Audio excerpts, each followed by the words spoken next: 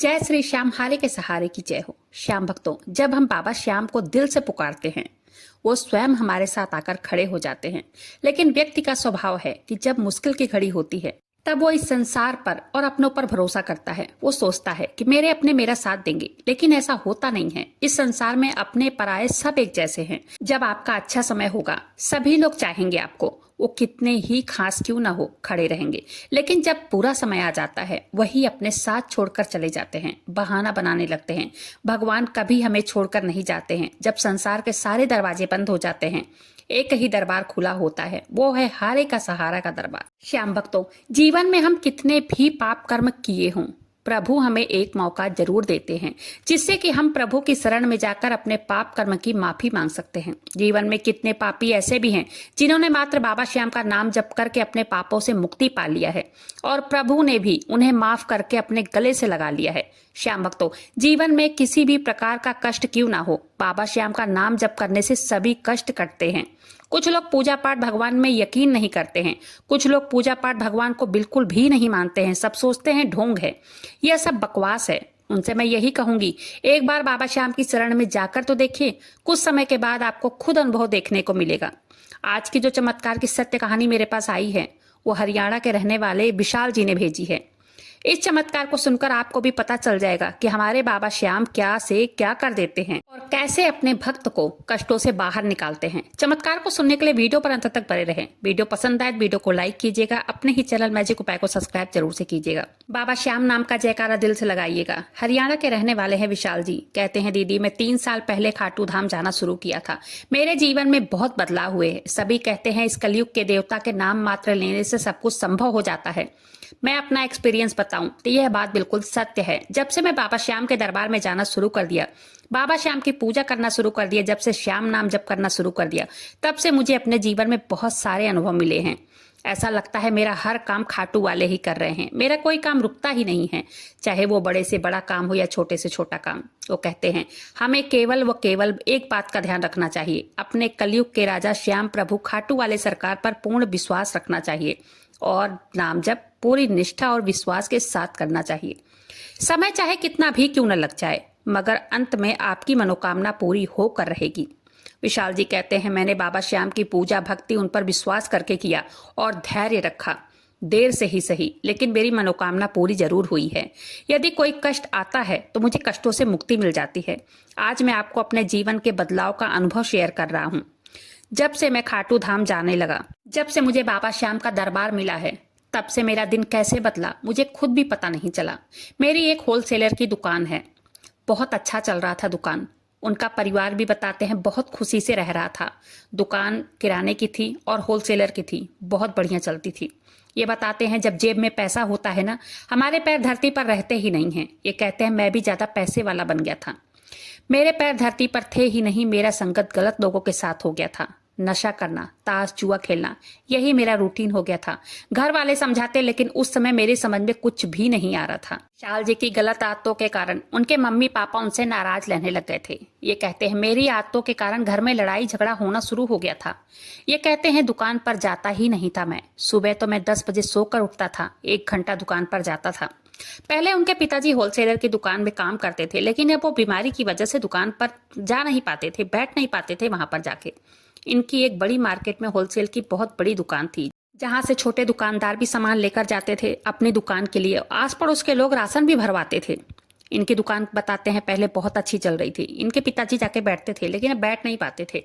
ये भाई कहते हैं मैं दुकान पर जाता ही नहीं था। सुबह 10 बजे सोकर उठता था, 1 घंटे के लिए दुकान पर बैठता, फिर घर आकर 12 बजे खाना पीना खाता, शाम के 5 बजे तक सोता और दुकान पे लेबर ही काम करती थी, लेबर ही संभालते थे। दुकान पर शाम को 5 बजे जाता, 2 घंटे दुकान पे फिर बैठता, 8 बजे दुकान बंद करवा करके चला जाता अपने दोस्तों के साथ घूमने। विशाल जी कहते हैं मैं रोज रात को देर से आता था घर। जहां 1 खर्च करना होता वहां 10 खर्च करता था। जुआ शराब की लत ने मुझे बर्बाद करना शुरू कर दिया था, जिसकी वजह से अब मेरे दुकान पर प्रभाव पड़ने लगा था। लगातार जुआ में हारने के कारण मेरी हालत खराब होने लग गई थी। कहते हैं मेरे पास जो भी पैसा था वो भी मैंने जुआ में लगा दिया। रिश्तेदारों से भी कर्ज लेकर मैंने जुआ में लगा दिया। लगातार हार का मुंह देखते देखते मेरा दुकान भी अब डूब गया था। 3 साल में मैंने अपना दुकान डुबो दिया। ये बताते हैं मैंने अपने दोस्तों और रिश्तेदारों से जो भी कर्ज लिया था उन्होंने भी अब मांगना शुरू कर दिया था। मेरे पास कुछ भी नहीं बचा था। मैं कर्ज कहाँ से चुकाता? मेरे पास पैसे नहीं थे, अपने दुकान में भी और सामान भरवाने के लिए भी नहीं थे। कहाँ से करता? ग्राहक भी वापस लौटकर जाने लगे थे। ये कहते हैं मुझे अपनी गलती का एहसास हो गया था, लेकिन अब क्या फायदा था? सारे पैसे मैंने ही तो बर्बाद किए थे। घर में लड़ाइयाँ होती, मेरी माँ मेरे पापा बोलते तुम्हारी वजह से आज मेरी ये हालत हो गई है। मुझे खुद पर ही गुस्सा आने लगा था। मेरे मन में होता आज मैंने अपने हाथों से अपने परिवार को रोड पर लाकर खड़ा कर दिया है।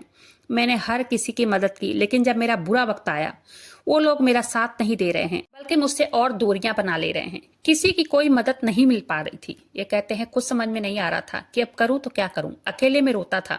सबने मुझे कितना समझाया था, लेकिन मैंने किसी की बात नहीं मानी थी। फिर मैं अपने परिवार से नजरें चुराने लगा था। मेरे मन में होता आत्महत्या कर लूं, सबको मुझसे छुटकारा मिल जाएगा। ऐसे ही 1 महीने बीत गए। एक दिन एक दोस्त से मुलाकात हो गई मेरी। वो दोस्त मेरे कॉलेज का था। ये बताते हैं हम साथ में कॉलेज में पढ़ते थे। वो दोस्त मुझसे पूछने लगा, यार कैसे हो, क्या कर रहे हो, बहुत दिन बाद मिले। तब वो दुकान की हालत देखकर इनसे पूछने लगा, पूरी दुकान खाली कैसे हो गई है? तेरी दुकान तो पूरी भरी रहती थी, हमेशा सामानों से लदी रहती थी। ये उसको गले लगा ली और गले लगाकर रोने लगे। फिर इन्होंने अपनी सारी बातें बताई उससे। वो कहने लगा, जब सारे रास्ते बंद हो जाते हैं तब प्रभु एक रास्ता जरूर छोड़ते हैं। विशाल जी बताते हैं वो दोस्त पहले हमारे पड़ोस में ही रहता था, लेकिन उसके पेरेंट्स ने वहां से मकान बेचकर 1 घंटे की दूरी पर ले लिया था। ये बताते हैं वो हमेशा बाबा श्याम के दरबार जाता था। उस पर खाटू वाले की बहुत कृपा थी। खाटू वाले की कृपा से उसका सब कुछ बहुत अच्छा चल रहा था। उस दोस्त ने कहा, खाटू वाले की पूजा करो, उनकी अरदास लगाओ, उनके दर्शन करो, उनका नाम जप करो, वो सभी परेशानियां खत्म कर देंगे। विशाल जी कहते हैं मेरा दोस्त कहने लगा कि तू चल खाटू, मैं चलूंगा तुझे लेकर। तू इतना परेशानी में है, मुझे पता नहीं था, लेकिन मुझे अब पता चला है, तो मैं तुझे इस परेशानी में नहीं छोड़ सकता। वो खाटू लेकर गया विशाल जी को। ये कहते हैं खाटू धाम में गया, हारे के सहारे से सहारा मांगने। वहां कई भक्तों से मेरी मुलाकात हुई। वो सब भी मेरी तरह हार कर बाबा श्याम से सहारा मांगने आए थे। वहां के एक पंडित से भी मेरी मुलाकात हुई। तब उस पंडित से मेरे दोस्त ने मेरी सारी परेशानियां बताई। वो पंडित जी ने कहा, तू श्याम श्याम रटता जा, फिर देखना। ये कहते हैं मैंने वैसे ही किया जैसे पंडित जी ने बताया। मैं निरंतर श्याम नाम को रटता रहता था। मेरा जीवन पहले की तरफ पटरी पर आना शुरू हो गया। मुझे बहुत अच्छा लगने लगा। मेरे दोस्त मुझ डूबते हुए का सहारा बना। उसने मेरा मार्गदर्शन किया। मेरी गलत आदत अब छूट गई है। अब मेरा श्याम नाम का जप निरंतर चलता रहता है। नाम जप में शुरू में मेरा मन नहीं लगता था। मेरे मन में गलत विचार आते थे, लेकिन मैंने फिर भी नाम जप करना नहीं छोड़ा। करीब 2 महीने के बाद मुझे सपने में खाटू वाले के दर्शन भी हुए। फिर मुझे पूर्ण विश्वास हो गया कि अब मेरे जीवन में सब कुछ ठीक हो जाएगा। मेरा सारा कर्ज समाप्त हो जाएगा। खाटू वाले की कृपा से मेरे घर में खुशहाली फिर से लौट आई है। मेरा पूरा परिवार फिर से खुश रहने लगा है। मुझे 3 साल हुए खाटू धाम जाते। 3 साल में मेरा सारा कर्ज खत्म हो गया। मेरी दुकान फिर से चलने लग गई है।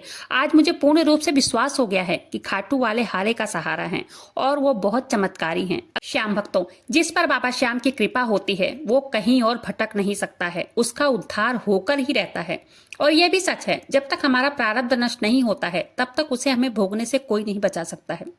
केवल प्रभु का नाम ही है जो हमारे कष्टों से हमें बचा सकता है, हमारे प्रारब्ध से हमें बचा सकता है, हमारे प्रारब्ध को नष्ट कर सकता है।